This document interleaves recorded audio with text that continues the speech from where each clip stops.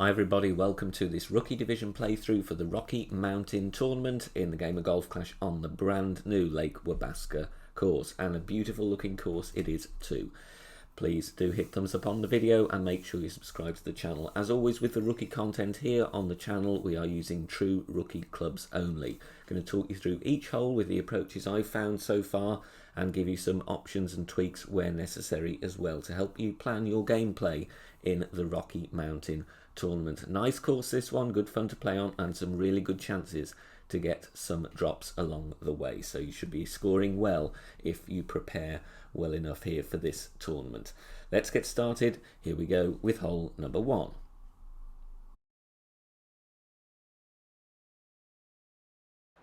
Here is an aggressive route on hole number 1. If we have tailwind, this shot will be much easier, but even with crosswind with a bit of headwind, we can still make it down to the green. If you don't fancy this aggressive option, and it is with a power 5 ball, max over power, then play on the left side with topspin to clear the trees, and you'll have a clear second shot to the green down from the left of the fairway. 4.5 topspin, 2 right spin, stretching out and finding my aim point in between the trees. Obviously, I'm going to have to go with full overpower here as mentioned. Max plus 10 is the adjustment. If you're able to push up to max in tailwind afterwards, then do so, because it will reduce the amount of overpower needed. Full overpower, minor great, but I'm still going to be okay here. We have a small margin of error and we bounce in the rough, and the topspin takes us nicely out towards the fringe, and they're going to leave a very simple wedge. Now obviously with the wedge you play your preferred method. I'm using the Embringer school here. If you're not familiar with that, check out the Academy tutorial playlist on the channel homepage. Very simple method, and you don't even need the Embringer to use it. You can use it with any wedge. It's a no spin method, and we're playing 15 to 20% elevation based on where the pin stands. But you can learn that method in literally 3 or 4 minutes on the Academy tutorial. If you don't want to go down that route, obviously play with the method you prefer, but either way, a very simple wedge, or if you have more topspin and get a better rollout, you will be putting for an eagle, which will be a brilliant start to your round.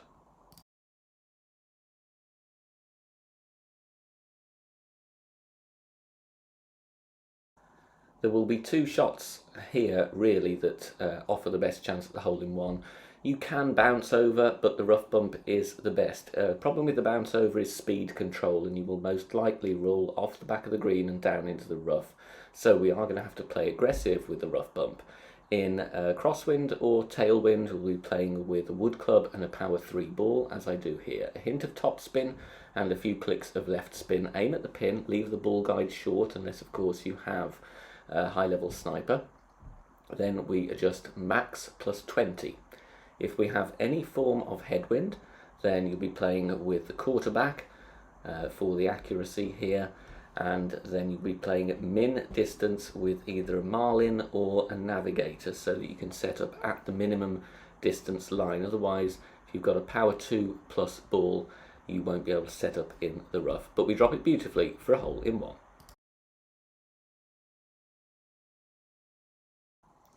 Hole 3 does look a little bit tricky, but actually with a very good planned route, you've got a brilliant chance for an albatross, and that's what we have here. Between 2.5 and 3 bars of top spin and 3 bars side spin to the left. I'm using a katana for the side spin to the left. Obviously your top spin will vary depending what wind you have. But I'm setting up at max distance with extra mile level 6. In the centre of the fairway, and have the ball guide in the centre of the fairway beyond. We don't want to go too far with the top spin, because the fairway we're aiming onto slopes down to the right. I push my rings to adjust so that the trees are not in the way, and I adjust max distance 10% elevation. A little bit of curl to the left, which I actually didn't need in this wind angle. The second bounce is a bit close to the rough, so anything with wind from right to left, as I have here, you won't need the curl. But I would suggest it if you have the wind the opposite way round.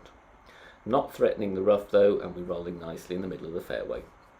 Second shot playing with thorn, and we're going to add a little bit of backspin and 2 bars side spin to the right, and then assuming you have general rookie level clubs for the thorn, you're going to leave the ball guide short, because you won't have a fully developed ball guide with anything less than a thorn level 8. So leave it a bit short, aim at the pin, and here in the video I'm going medium distance 25 25% elevation, so that's medium distance plus 25. Very nice to be able to use the short iron for an albatross attempt on the par 5, and like I said, picking a nice route as we do here in the video to that fairway gives us an excellent chance for a drop. Playing with 25% elevation, as this is a little bit more downhill, but you'll see it works absolutely beautifully, and we drop it right at the pin.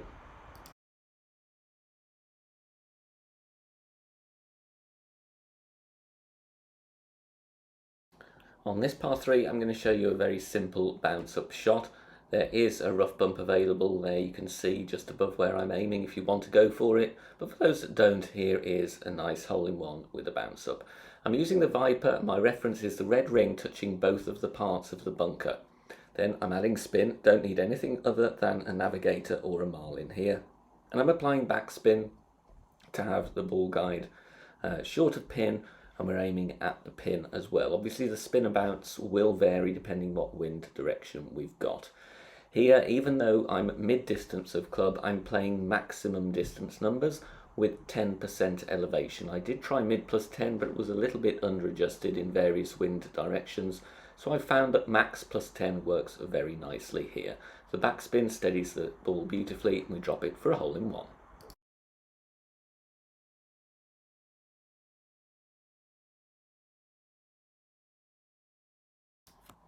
Hole number 5, there are two routes to play here. You can go on the left-hand side with a more controlled pinpoint drive, but here I'm going to show you a route on the right. Still need to be accurate though.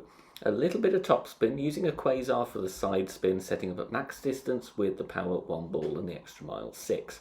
Don't go too over the top with the topspin, because you will end up in the rough. I very nearly did here, so word of warning there. Max plus 10, pushing my rings to adjust so that the trees aren't in the way, and we're going with a little bit of curl to the right, just again so that we get ourselves in a nice position. As you can see, a little bit too keen with the topspin, but still going to be absolutely fine. The problem here is I should have packed the Guardian, and I didn't. I packed the Viper, and it doesn't have as much backspin. I'm going to be okay. I do hold this ball relatively close to where the flag is, but if you want to go aggressive, then the Guardian is the way to go. As a result of not having as much backspin, I have to set up fairly close to the rough. Max plus 10 on the drive, I play medium distance plus 10 on the second shot. Like I said, if you've got the Guardian in the bag, then go with max backspin, and then you can aim your first bounce much further onto the green, so that you are not risking setting up too close to the bunker. But either way, we're on the green nicely for a simple putt for the birdie.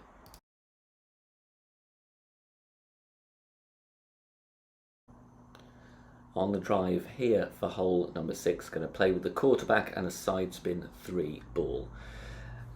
2 bars of top spin. Again, this is a problem where you could end up with too much top spin and be really close to the rough. So make sure that you don't roll too long here. The amount of top spin is going to vary depending on the wind strength. I wouldn't go any more than this in tailwind.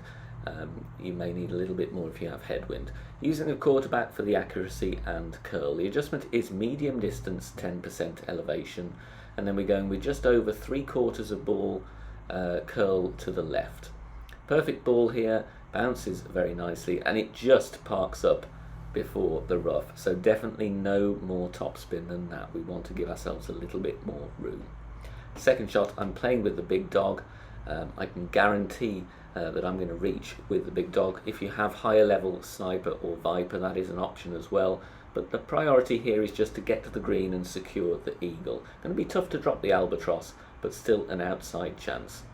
Going with all of the backspin that's available here, and 3 bars side spin to the right so that I don't set up too close to the rough or the sand. The adjustment on this one, maximum distance, 0 elevation. If you're playing with a different wood club, I would recommend going with a power 3 ball, so you can still use the Viper or maybe the Sniper as well. It will give you a bit more room on your club. But a perfect ball here, we bounce in the middle of the fairway, and we're leaving ourselves a very simple putt to grab the eagle on this par 5.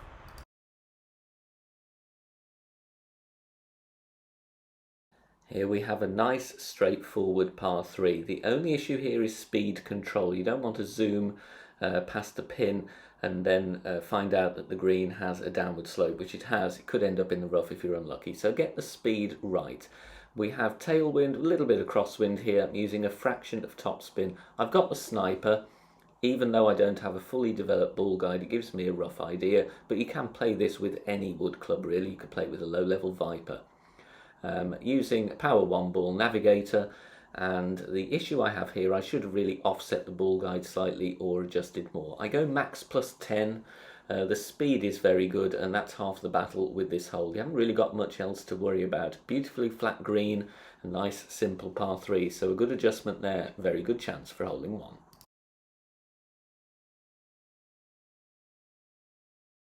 I've got an aggressive drive here on hole 8 with a berserker, going with the extra mile for distance and topspin.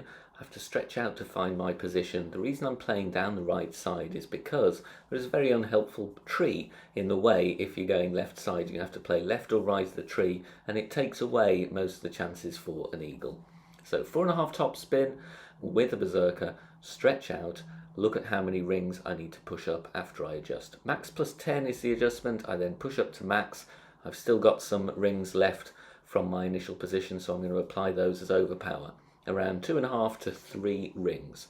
We have a tutorial on that on the Academy home page if you need tips on how to judge the amount of overpower correctly. Important to hit perfect, of course. This fairway is slightly narrower, but we get away with a perfect, and it rolls down nicely. It looks from the camera angle here that we're not going to have a clear view of the green, but the flag just pokes out to the right of the tree, and we're going to be fine with the backbone. I check my club distance here, and I want to bounce halfway between the rough and the fringe. Nice consistent spot to aim at here, and the adjustment I'm using as we're slightly more downhill, I'm going to play this one max plus 20. So I'm aiming at the pin, then applying backspin to get the ball to steady itself nicely. Leave the ball guide short. I haven't got a fully developed ball guide, obviously, with the backbone, so we're going to leave that short. And the adjustment here, mid distance, 20% elevation, so mid plus 20.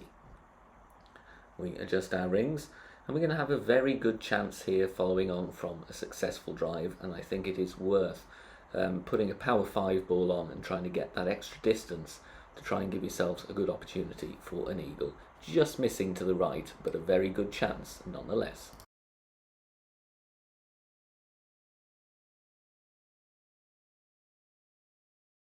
And finally on to hole 9. Again, there's a few options of where to play here, but I think the sensible route is going directly forward with the green in view. Use a power 3 ball here. Titan is ideal for crosswind and tailwind. A Kingmaker will help in headwind because it will reduce the amount of overpower. I put 4.5 topspin on here, but then I reduced to 4, purely to give myself a little bit of margin for error with the tailwind push, because it will give us an extended bounce than is shown on the ball guide due to the wind push.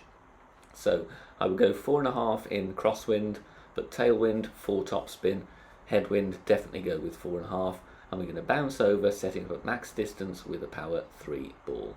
There we go, finding the middle of the fairway. Max plus 10 is the adjustment there, and the second shot here we can play with the long iron. We're close to minimum distance, so we don't want to push the drive any harder than that. We don't want to risk being in between clubs or rolling into the rough. This is absolutely fine. So check your club distance, apply some backspin. The backbone, very good option for true rookie clubs here. And then we're going to go aiming at the pin, almost straight tailwind. The adjustment I use here is minimum distance, 10% elevation. We just end up with this one parked just before the cut though, so a tick less backspin needed, maybe a little bit of a tweak to the landing position or slightly less adjustment, could maybe try 5%, but still a very good attempt for the albatross. A nice true green to aim at going that route on this par 5. Thank you so much for watching this video for the Rocky Mountain Tournament. I hope you found it useful. Please do share it with your clanmates and friends in the game. And finally, join us over on Facebook. Search for BK Golf Clash and join the big Facebook group there. Nearly 10,000 members, free guides and content and shot sharing, as well as great discussion points from loads of players in the game covering all skill levels. So join us there. It is totally free. Thank you for watching and good luck. We'll see you soon. Bye for now.